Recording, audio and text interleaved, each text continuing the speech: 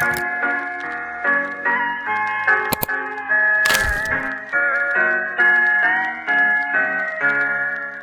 sebelumnya Assalamualaikum warahmatullahi wabarakatuh. Perkenalkan, di sini saya Arsyah Geovara dengan NIM 13123000271. Bapak Ibu, teman-teman semua, di sini saya menggaungkan dengan tema rancangan undang-undang yang dimana berjudul Perlindungan Konsumen Terhadap Otoritas Jasa Keuangan atau OJK. Dengan adanya undang-undang ini atau rancangan undang-undang ini yang kami rancang berasal dari pada poin-poin pertimbangan. Yang pertama yaitu bahwa perlindungan terhadap konsumen dalam sektor jasa keuangan, khususnya industri keuangan finansial teknologi, di mana merupakan bagian dari hak asasi manusia yang harus dijamin oleh negara. Itu yang pertama. Kemudian yang pengen saya sampaikan adalah poin selanjutnya, yaitu di mana bahwa dalam transaksi jasa keuangan seringkali kita mendapatkan keterlibatan pihak ketiga yang dapat mempengaruhi hak-hak daripada konsumen itu sendiri. Kemudian hal ini juga menimbulkan adanya upaya yang dimana harus dilakukan adanya regulasi yang mengatur khusus perlindungan konsumen terhadap pihak ketiga. Kemudian selanjutnya juga bahwa perkembangan teknologi finansial ini atau yang bisa dikatakan fintech dan digitalisasi jasa keuangan menimbulkan tantangan baru yang dimana dalam perlindungan konsumen ini terhadap pihak ketiga, sehingga dapat diperlukan atau dihadirkan undang-undang atau peraturan yang lebih komprehensif mengatur daripada perlindungan kepada otoritas jasa keuangan melindungi pihak ketiga, yang dimana pihak ketiga adalah nasabah itu sendiri yang menggunakan financial teknologi. Kemudian poin selanjutnya juga bahwa perkembangan teknologi ini dan inovasi di sektor keuangan khususnya dapat menimbulkan peluang sekaligus resiko bagi pada konsumen, sehingga diperlukan adanya regulasi yang melindungi hak-hak konsumen secara adil dan merata. Kemudian bahwa berdasarkan pertimbangan sebagaimana dimaksud dalam huruf A, B, C, dan D yang saya telah sebutkan di poin-poin sebelumnya, perlu membentuk undang-undang tentang perlindungan konsumen terhadap otoritas jasa keuangan itu sendiri. Mengingat dalam pasal 5 ayat 1 dan pasal 20 Undang-Undang Dasar Negara Republik Indonesia tahun 1945, kemudian juga di sini ada Undang-Undang Nomor 4 tahun 2023 tentang otoritas jasa keuangan. Kemudian yang ketiga ada Undang-Undang Nomor 1 tahun 2024 tentang informasi dan transaksi elektronik yang biasa disebut sebagai UU ITE. Kemudian yang keempat adalah Perpres Peraturan Presiden di mana berbunyi nomor 49 tahun 2024 tentang strategi perlindungan konsumen. Teman-teman semua, di sini kita juga dapat memberikan arahan ataupun gambaran umum di mana kita dapat melihat banyak sekali paradigma yang terjadi di masyarakat. Di sini saya coba sedikit menyampaikan dari ketentuan umum di mana Menteri Keuangan adalah menteri yang seharusnya menyelenggarakan urusan pemerintahan di bidang keuangan. Khususnya Undang-Undang Republik Indonesia tahun nomor 1 tahun 2025, yaitu yang berbunyi tentang perubahan ketiga atas Undang-Undang nomor 19 tahun 2003 tentang Badan Usaha Milik Negara. Kemudian BKPN atau Badan Perlindungan Konsumen Nasional adalah lembaga pemerintah yang bertugas memberikan saran dan rekomendasi kepada pemerintah terkait perlindungan konsumen serta melakukan monitoring dan evaluasi kebijakan di bidang perlindungan konsumen itu sendiri. Kemudian lembaga jasa keuangan adalah bank di mana perusahaan asuransi, perusahaan pembiayaan dan dana pensiun, lembaga fintech dan lembaga lain yang berwenang menawarkan jasa keuangan kepada masyarakat. Kemudian otoritas jasa keuangan yang dimana melanjutkan daripada fungsinya yaitu disingkat sebagai OJK, lembaga yang berwenang mengatur dan mengawasi sektor jasa keuangan sesuai dengan peraturan undang-undangan yang berlaku. Kemudian konsumen sendiri, di mana konsumen adalah setiap perangkat ataupun setiap orang yang menggunakan jasa keuangan sendiri, atau kita melihat banyak sekali mau masyarakat, mau itu siapapun itu pengguna. Cuman di sini kami mengangkat daripada masyarakat keresahan. Kemudian masyarakat, kembali lagi, masyarakat adalah sebagai konsumen, di mana masyarakat adalah orang yang menggunakan jasa keuangan baik dalam bentuk simpanan, investasi maupun pinjaman, yang dimana termasuk dalam hal ini tidak terbatas pada perantara keuangan platform teknologi finansial dan pihak lain yang terlibat dalam transaksi. Kemudian yang terakhir, perlindungan adalah segala upaya di mana tindakan ataupun mekanisme yang dilakukan oleh pihak berwenang atau individu untuk memberikan rasa aman ataupun menjamin serta memberikan perlindungan terhadap nasabah, yang dimana mencegah terjadinya kerugian, ancaman atau tindakan yang merugikan terhadap subjek hukum tertentu, di mana baik secara fisik maupun hukum maupun sosial. Sekian yang bisa saya sampaikan, selebihnya nanti akan dilanjutkan oleh beberapa rekan saya. Ya, Assalamualaikum warahmatullahi wabarakatuh. Perkenalkan, nama saya Ahmad Saleh. Ini HO 312300153. Di sini saya akan menjelaskan Undang-Undang PU tentang perlindungan konsumen terhadap OJK. Nah, masuk bab 2, asas maksud dan tujuan. Pasal 2. Perlindungan konsumen terhadap otoritas jasa keuangan berasaskan terdapat 7 asas yang tertera dalam undang-undang ini. Bentar. Nah, pasal 2. Yang pertama, asas kepastian hukum. Asas kepastian hukum yang dimaksud yaitu perlindungan konsumen jasa keuangan yang harus dilaksanakan berdasarkan peraturan yang jelas, tertulis, dan dapat dipertanggungjawabkan secara hukum. Yang kedua, masuk asas keadilan. Asas keadilan yaitu yang menjamin perlakuan adil bagi konsumen dan pelaku usaha jasa keuangan tanpa diskriminasi dan sesuai hak serta kewajiban masing-masing. Ya, masuk yang ketiga, asas transparansi. Asas transparansi yang di sini yang dimaksud yaitu menekankan keterbukaan informasi oleh pelaku jasa keuangan kepada konsumen terkait produk, risiko, biaya, dan hak-hak konsumen. Dan yang keempat, asas akuntabilitas. Yang dimaksud dalam asas ini dalam perlindungan konsumen yaitu OJK sebagai lembaga pengawas yang harus bertanggung jawab atas tindakannya dalam melindungi konsumen serta menindak pelanggaran terhadap usaha jasa keuangan. Dan selanjutnya, asas personalitas, yaitu pelaku usaha jasa keuangan wajib memberikan layanan berdasarkan kompetensi standar profesionalis yang tinggi dan perlindungan konsumen. Dan yang selanjutnya, asas partisipasi, yaitu konsumen diberikan ruang untuk menyampaikan pengaduan, pendapat, dan berpartisipasi dalam proses pengawasan atau pembentukan regulasi yang menyangkut kepentingan mereka.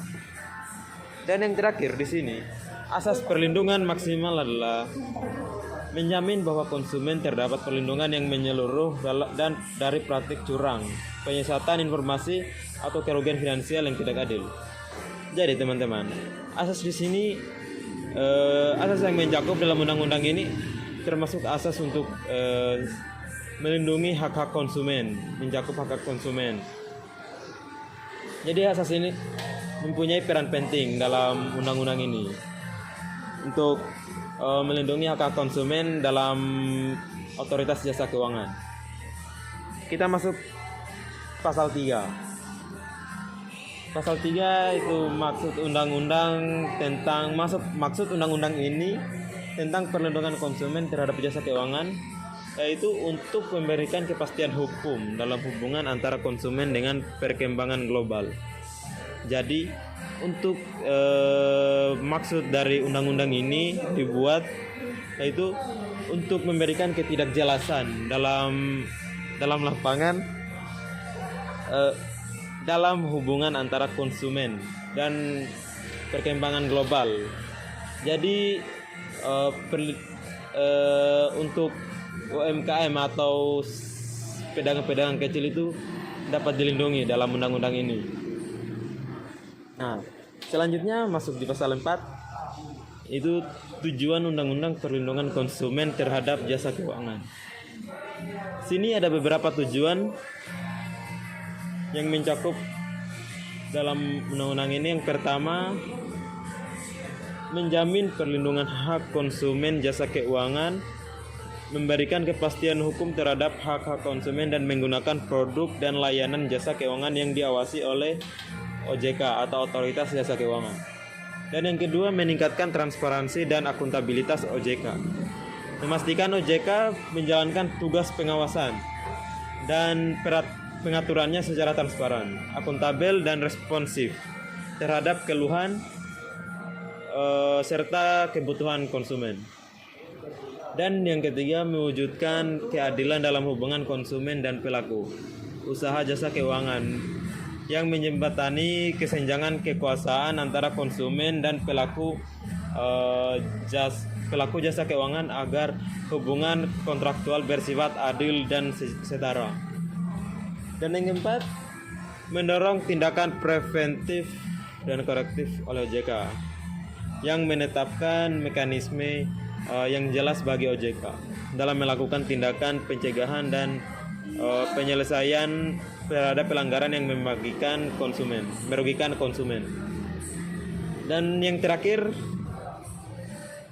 memperkuat kepercayaan publik terhadap sektor jasa keuangan dengan jaminan untuk perlindungan hukum.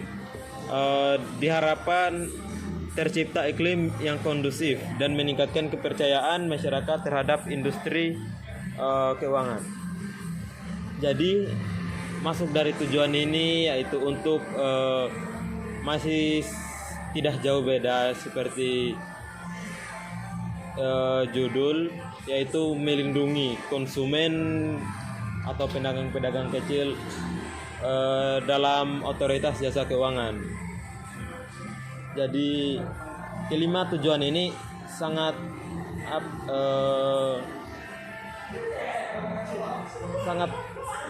dapat berperan penting dan mencak dari OJK ini, dan mungkin bagi pembaca dapat memahami lebih baik lagi.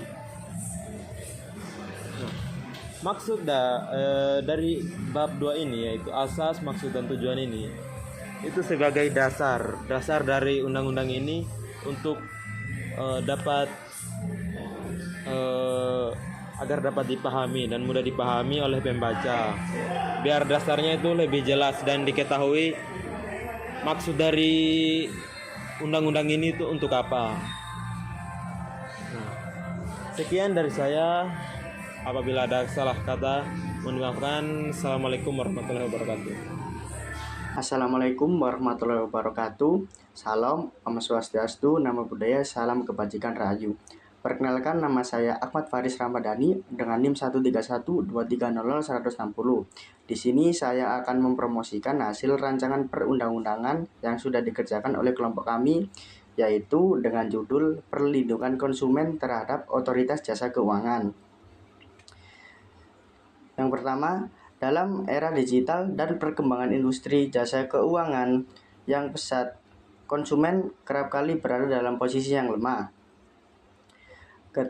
Ketidakseimbangan informasi, kontrak yang rumit, serta minimnya akses terhadap penyelesaian sengketa menyebabkan konsumen berada pada risiko kerugian yang besar.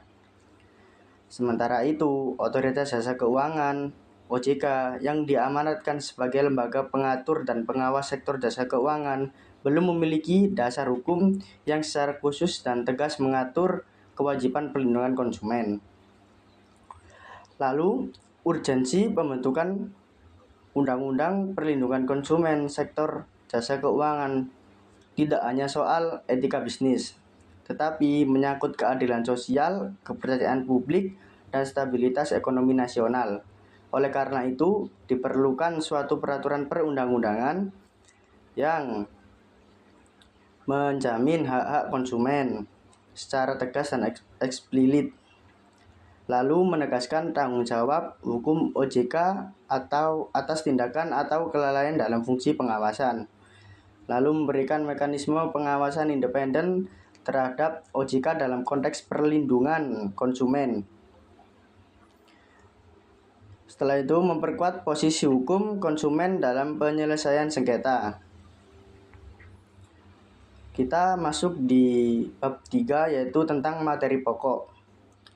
Ada di pasal 5 ayat 1 berbunyi, konsumen jasa keuangan memiliki hak atas A. Informasi yang benar, jelas, dan tidak menyesatkan mengenai produk dan layanan jasa keuangan.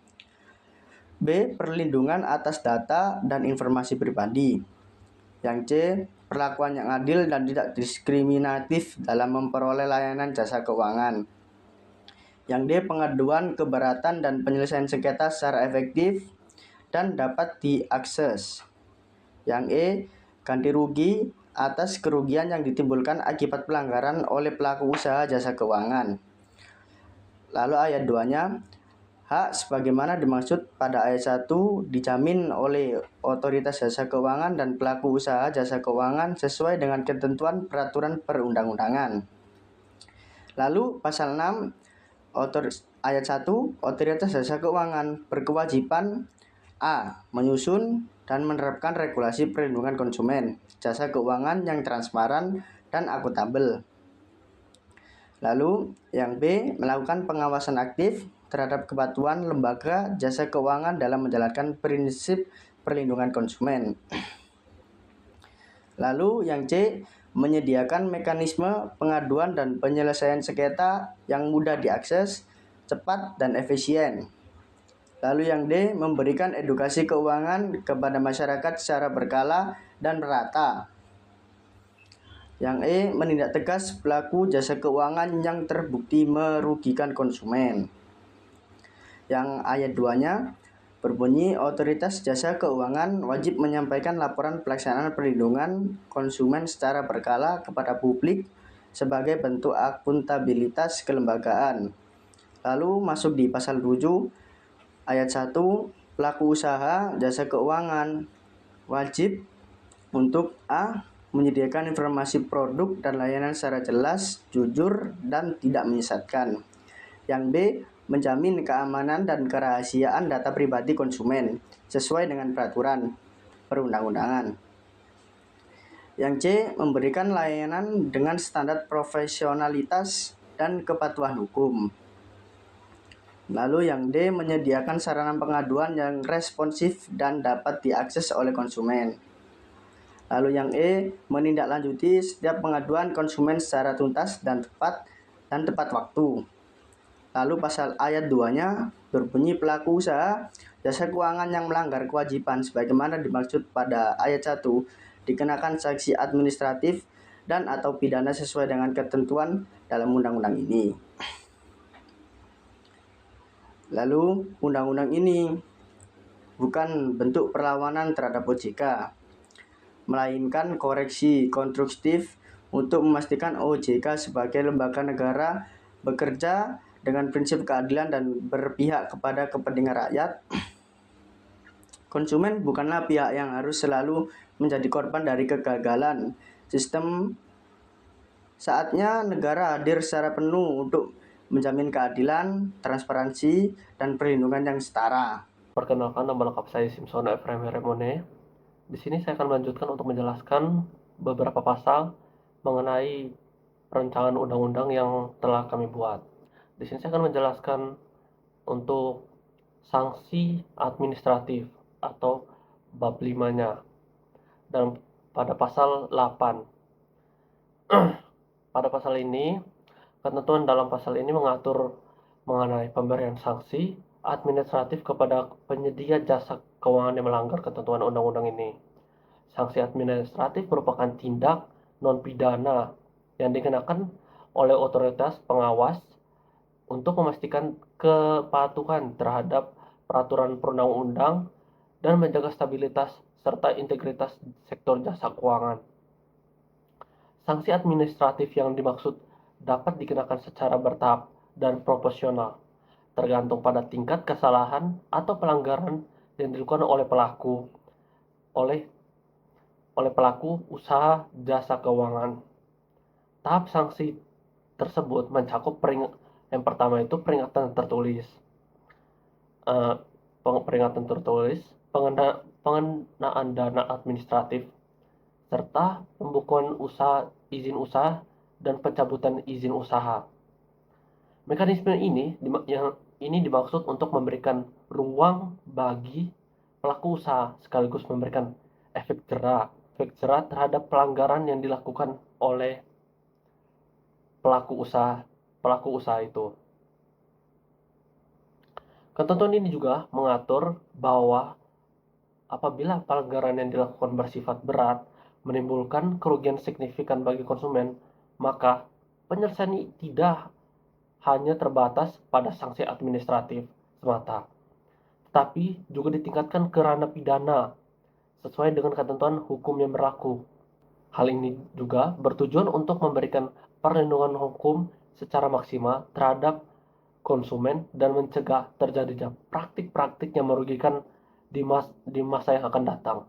Selain itu, ketentuan ini menegaskan bahwa peran dan tanggung jawab otoritas pengawas yang dalam konteks ini bertujuan untuk mengawasi pelaksanaan undang-undang, memeriksa dugaan pelanggaran, dan menjatuhi sanksi apabila ditemukan pelanggaran.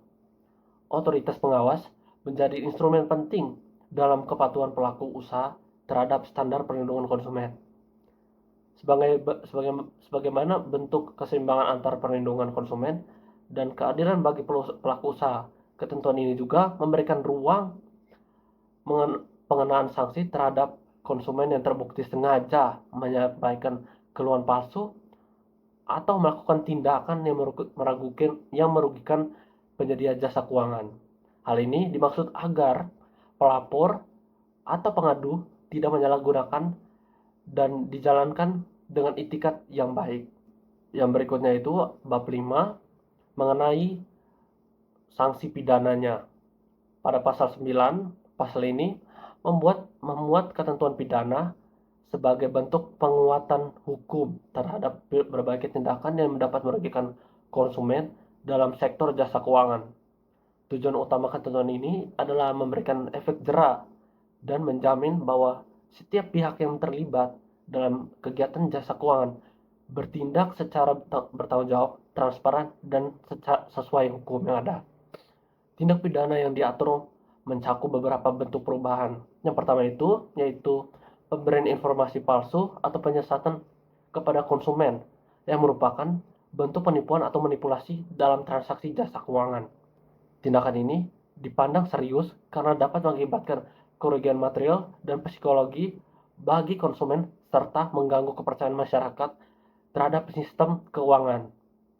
Yang kedua itu, pasal ini juga mengatur tentang pertanggungjawaban pidana bagi pejabat atau pegawai otoritas pengawas yang secara sengaja mengabaikan pengaduan konsumen atau tidak menjalankan fungsi pengawasan sebagaimana mestinya, sehingga menyebabkan kerugian bagi konsumen. Ketentuan ini memberikan pesan bahwa kelalaian dalam pelaksanaan tugas pengawasan juga dapat dikenakan pidana, bukan hanya pelaku usaha. Ketentuan ini memberikan perlindungan khusus terhadap data pribadi konsumen.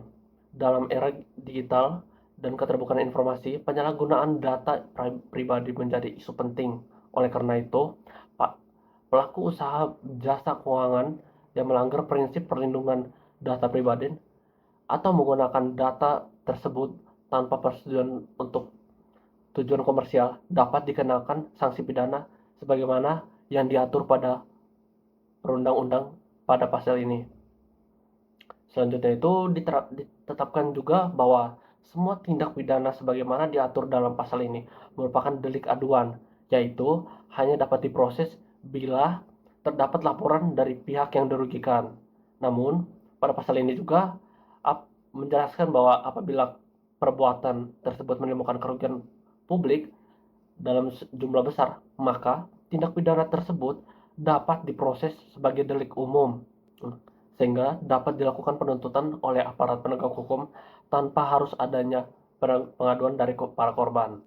Dengan demikian, ketentuan ini dirancang untuk menyeimbangkan antara perlindungan terhadap konsumen dan akuntabilitas dari para pelaku di sektor jasa keuangan, termasuk penyelenggara, pengawas, dan konsumen itu sendiri. Sekian dari penjelasan saya, sekian dan terima kasih. Baik, selamat malam, salam sejahtera bagi kita semua. Salam Om Swastiastu, Namo Buddhaya, salam kebajikan, rahayu. Saya Binur Paradian Sajananto dengan NIM 13-12-300-154. Pada kesempatan hari ini saya akan memaparkan isi dari rancangan undang-undang kelompok kami, di mana bertemakan dengan perlindungan konsumen terhadap otoritas jasa keuangan. Di sini saya akan memaparkan tentang bab 6, di mana bab 6 ini merupakan ketentuan peralihan, di mana pada undang-undang yang kami rancangkan, yaitu Undang-Undang tentang Perlindungan Konsumen terhadap Otoritas Jasa Keuangan. Di sini bab 6 itu ketentuan peralihan, pasal 10 yang berbunyi di mana semua peraturan perundang-undangan yang merupakan peraturan pelaksanaan dari Undang-Undang Nomor 8 Tahun 1999 tentang Perlindungan Konsumen dan peraturan perundang-undangan yang lainnya yang berkaitan atau mengenai perlindungan pihak ketiga terhadap otoritas jasa keuangan itu dinyatakan tetap berlaku sepanjang tidak bertentangan atau belum diganti dengan peraturan pelaksanaan yang baru berdasarkan undang-undang ini. Nah, seterusnya di mana ada bab ketujuh, di mana yaitu ketentuan penutup, yaitu terdapat pasal 11, di mana di sini terdapat 3 angka atau 3 poin pokok.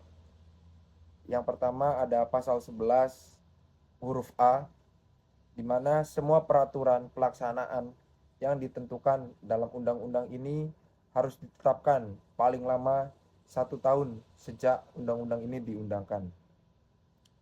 Yang kedua ada huruf B, di mana semua kelembagaan yang perlu dibentuk atau yang perlu ditingkatkan statusnya sebagaimana diatur dalam undang-undang ini sudah terbentuk paling lama, yaitu 2 tahun sejak undang-undang ini diundangkan.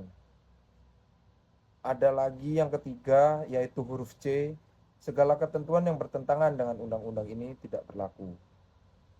Selanjutnya ada pasal 12, di mana pada saat undang-undang ini mulai berlaku, Undang-Undang Nomor 8 Tahun 1999 tentang perlindungan konsumen dinyatakan dicabut atau dinyatakan tidak berlaku.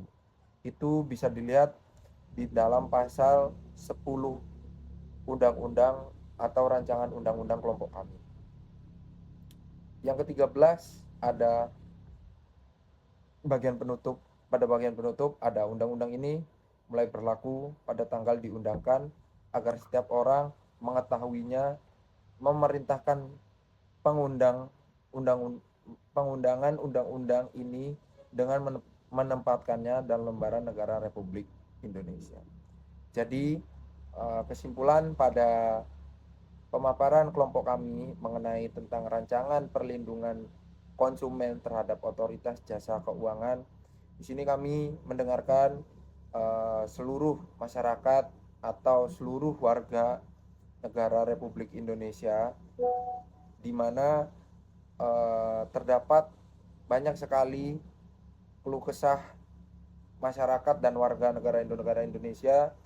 Mereka tidak bisa atau belum maksimal terlindungi dirinya sendiri terhadap otoritas jasa keuangan. Semoga dengan adanya